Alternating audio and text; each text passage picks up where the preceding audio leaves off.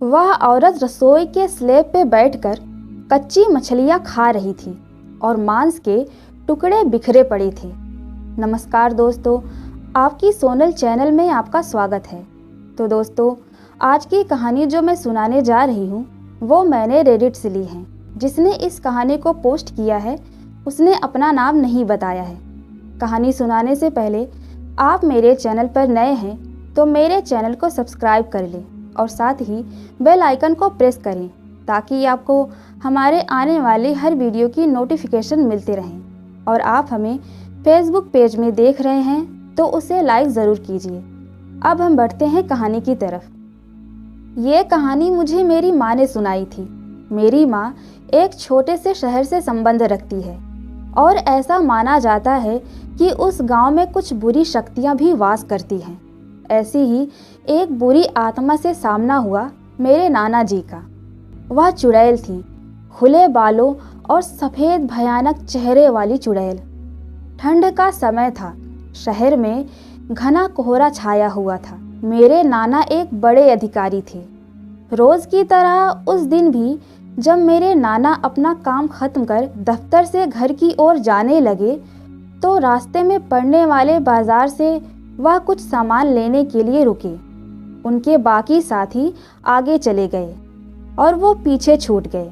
सामान लेते लेते उन्हें टाइम का पता ही नहीं चला और जब नाना जी ने अपनी घड़ी देखी तो टाइम देखकर उन्हें लगा कि आज घर पहुंचने में बहुत देर हो जाएगी। उन्होंने सोचा जंगल के रास्ते अगर जाऊं तो जल्दी पहुंच जाऊंगा, इसलिए उन्होंने जंगल की ओर गाड़ी घुमा ली। काफ़ी अंधेरा हो गया था। नाना जी तेज गति के साथ गाड़ी चला रहे थे, लेकिन उनकी गाड़ी के आगे एक औरत आ गई। उन्हें झटके से ब्रेक मारनी पड़ी। जो औरत गाड़ी के सामने आई थी वह तेज तेज से रो रही थी।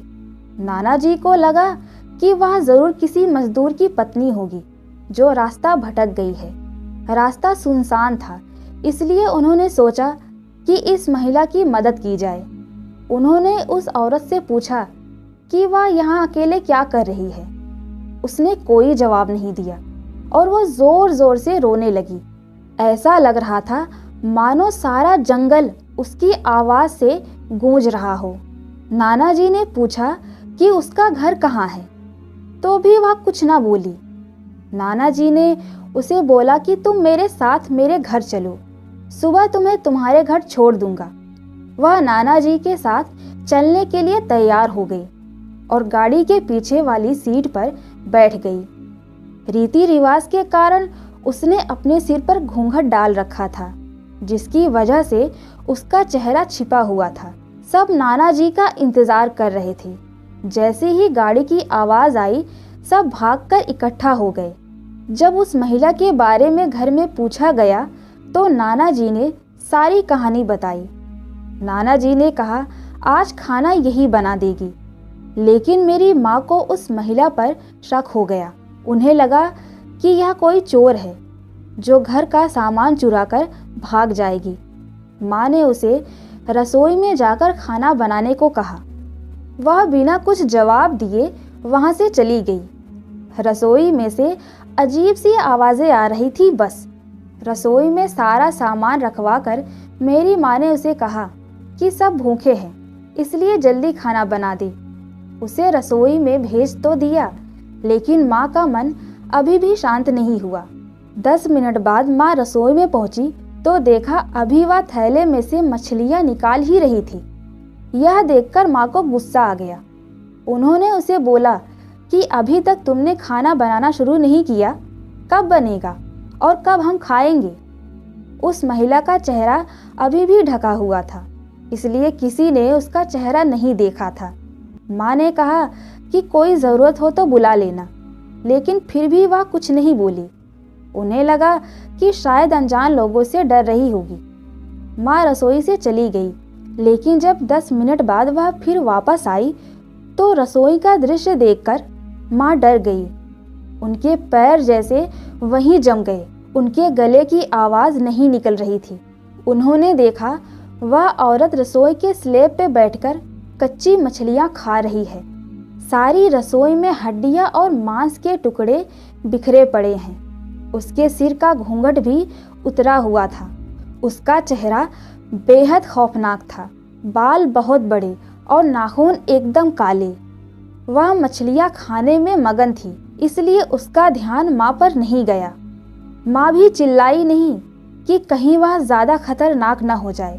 माँ ने एक थाल उठाया और वह चूल्हे में से जलता हुआ कोयला उठाकर उसकी तरफ दौड़ी। कोयला उस चुड़ैल पर फेंक दिया।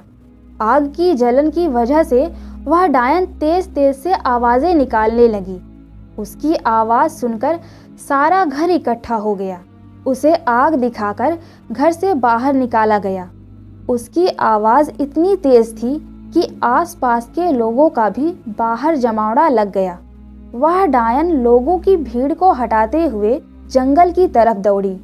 सारे लोग डर के मारे कांप रहे थे और मेरी माँ की हिम्मत की दाद भी दे रहे थे कि अगर उन्होंने सही समय पर कोयले से उस डायन को भगाया नहीं होता तो न जाने क्या हो जाता। दोस्तों, आज की कहानी हमको कैसी लगी? अच्छी लगी हो तो लाइक करें, शेयर करें और कमेंट बॉक्स में जाकर कमेंट ज़रूर करें। और आपकी ज़िंदगी में भी ऐसी सच्ची घटना हुई है तो आप हमारे साथ ज़रूर शेयर कीजिए। मैं मिलती हूँ आपसे अगले वीडियो में। हरि ओम।